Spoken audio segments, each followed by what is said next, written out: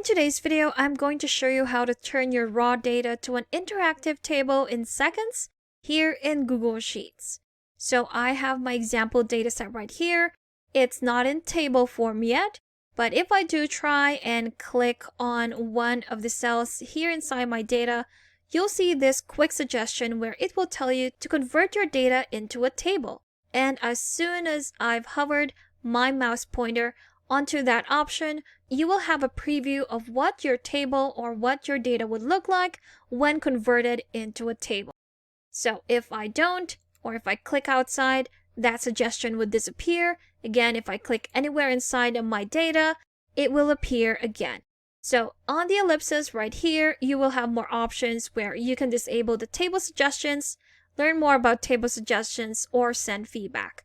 If you do want to convert this into a table, an interactive one, just click on that, and there you have it. Within seconds, that raw data has been converted into this interactive table that would definitely help you read your data better.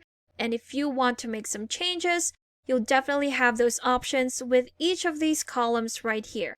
So each dropdown would give you different options. You can edit the column type, sort the column in any way you want, filter the column, group by column, insert tables within your table, or to entirely delete that table column.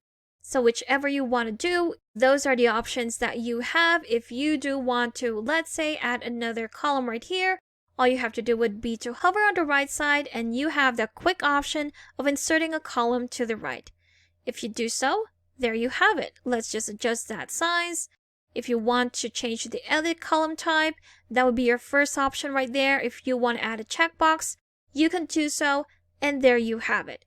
So that's how quick and easy it is. We can turn our raw data right here in Google Sheets into this interactive table with that convert to table option.